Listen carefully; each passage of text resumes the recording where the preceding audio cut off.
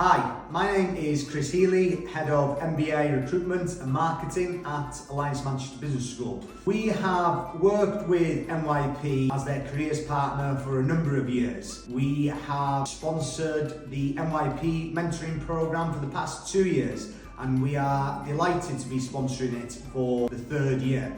This is really a great initiative that MYP have spearheaded, and it is a fantastic opportunity for people across the city to get involved. I know a number of the mentors on the programme, and I've had the pleasure of meeting a number of the mentees over the years as well, and they've all been able to share really positive experiences about the MYP mentoring programme. Mentoring is something we truly believe in at Alliance Manchester Business School.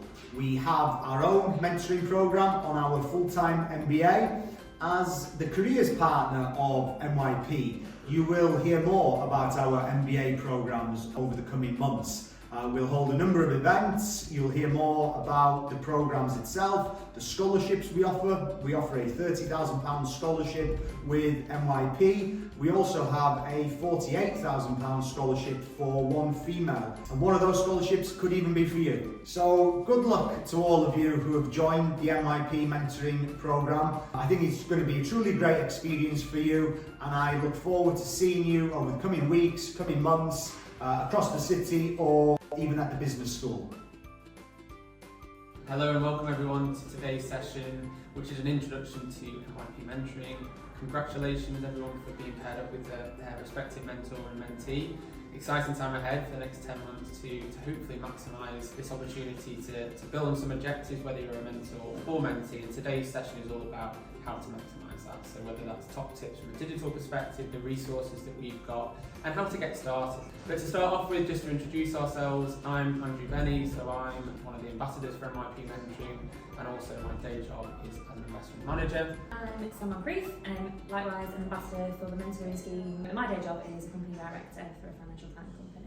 Well, yeah, and as I say, hopefully everyone enjoys this session, and we'll get on to the key topics now. So getting started, hopefully you will have now received your email to meet your mentor and mentee, and the first point is swapping contact information. So connect with them on LinkedIn. You want to set a date and time for your first meeting. That's the key thing.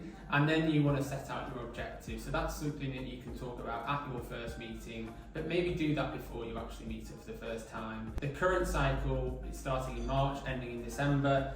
You will be able to continue with your respective mentor and mentee if you want to, but it's likely to be on a more informal basis. But yeah, try and make sure you maximise this 10-month period, and hopefully you'll work towards those objectives over the next few months. So setting the agenda for all your meetings is definitely one of the most important things, and it overlaps with, as Andrew said, setting those objectives. So you want your objectives, but then you also want the agenda for each individual meeting, so you know where you're heading. The agenda setting needs to be the responsibility of the mentee. You know, you're there to kind of seek wisdom from your mentor. There is, I think in some of the content that we send out, sort of like an MYP template available, which, you know, it sort of goes on along the lines of introduce yourselves, as Andrew said, get to know each other, say why MYP mentoring, why you signed up, why did you want to connect, what are the key things that you're trying to look for, and again, go over your objectives in detail.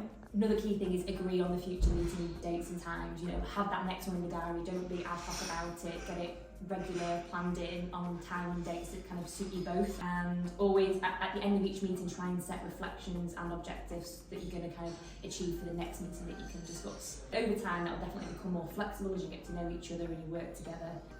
Yeah, no, I think that's the key point there, is making sure you get those regular meetings in. Where we've seen the most successful pairings, they've had, whether it's every other week or it's every month, it really depends on the mentor or the mentee's kind of work schedule. And make sure you're understanding when you are working with a mentor and mentee that they might have work commitments, which means they can't make something, but try to be consistent in terms of setting those meetings up. And I think when you are in that initial meeting, have that discussion, say how frequently you would like to maybe meet, and then give your mentor or mentee the opportunity to say, this is how regularly I want to meet, or I can meet. So at the outset, you know how available you each are. And some of these points have already been covered by Sam, but it comes back to that element around having that key objective in mind. So once you set your objectives, they may change over the next 10 months, but always have that in the back of your mind. And it might be worthwhile having it written down. Sam will mention some digital tips on the next part of the recording. It tries to have objectives but also actions on the back of that. So when you have a meeting and maybe you've got a meeting arranged in a month's time, come away from that meeting knowing, well, I've got to action A, B, C, so that next time you can start off with that and you can kind of talk to your mentor or mentee and say, well, have you actually done that? We'd also say it's important to build a rapport with your mentor or mentee, so get to know them personally. You're obviously going to be speaking to them on a regular basis over the next few months. And actually ask the other person, if you're the mentee, ask the mentor, is there anything I can do for you? Yeah. Hopefully it's going to be a mutually beneficial relationship, this. As you say, from a mentor perspective, getting to know maybe what the younger generation think and how they want to work, it's definitely beneficial for that, and you can at the same time develop your leadership skills, your communication skills. So it comes back to that point about this relationship hopefully will be mutually beneficial for both parties. The other point I'd mention is around networking, so try to make sure that you are connecting on LinkedIn with fellow mentors and mentees. That's the whole idea of this, that we will have events through the year where you can meet with fellow mentors and fellow mentees and build up your network in the city. And then the final point is just around, if you have got any issues, try and raise them early on, whether it's directly with your mentor or mentee, or get in touch with one of the MYP team, or come on to the ambassadors and who they are later on in this recording. As Andrew said, kind of off the back of the top tips, there are also some digital top tips that we kind of recommend that you think about using. So the first one being, Google Drive or equivalent. It's a really good place to write down your objectives, store them in a central location that you can both access and you can both refer back to really easily. There's also the use of the mentor-mentee WhatsApp groups. Meeting your other people in the mentoring scheme is really beneficial, and it also gives you the opportunity to kind of say, from a mentoring perspective as an example, if your mentees ask you something and you're not entirely sure how to deal with it, you can go into the mentoring chat and say, this is a situation I'm kind of dealing with, I'm not entirely sure what kind of I would do, has anyone got any help? And all the other mentors can chip in, and vice versa on the mentee side. Share your experiences on LinkedIn. We've got some graphics, are they called? Visuals, we'll call them, that you can obviously share on your LinkedIn page. That lets other people, potential employers, etc., know what you're doing, and just really helps enhance your career and drive you forward. Yeah, I think you've covered. I've covered all the points. I think that last one about putting it on your CV, putting it on LinkedIn, both externally and internally, it shows that you're wanting to develop. It shows progression and actually that you're looking to build up your skill set. So I think that's a key point, and we found people in the past really useful. Yeah, because it's just showing something outside of the kind of you're ticking all the boxes at work. You're going above and beyond, and doing something off the roadmap, which is always nice to see. Exactly.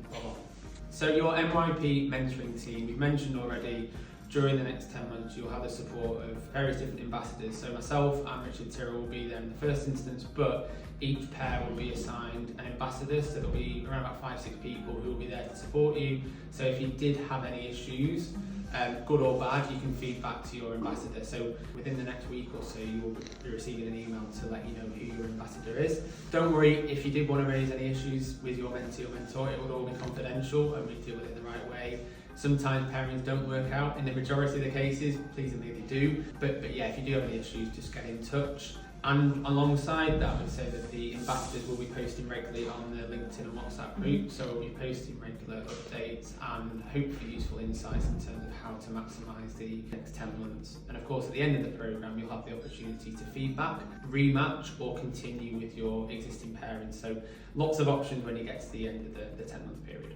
So you should have received the email with some of our resources in. This will include templates, this session recording that you're already watching, and some slides to support that. So on those slides you'll also find some recommendations for blogs and podcasts which can be useful, some different websites. They're all sort of along the lines of kind of self-development, listening to, reading might help you kind of progress with your mentoring and menteeing. And what we'd also say is throughout the year there's some development skill sessions hosted by Alliance Manchester Business School, which we definitely all find useful. They'll cover anything from presentation skills to kind of industry specific topics or relevant topics for this year, so they can be quite varied but really useful. Certainly the feedback we've had previously, A, it's a good opportunity to build up your skill set, but B, it's an opportunity to network with your fellow mentors and mentees, because you're welcome. And then finally, it's just keeping up to date with kind of relevant industry information. So if you know that your mentor is working in a certain sector, try and make sure you're keeping up to date with that sector.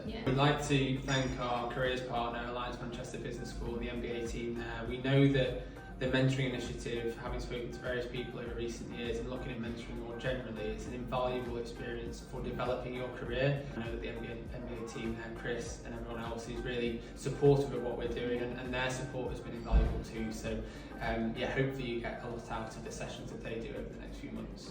Right, rounding everything up, hopefully that's been a really useful 10-15 minutes of your time to hear more about how you're going to get the most out of it. It's an exciting period. It's something that we would definitely recommend. Try and maximise the next 10 months.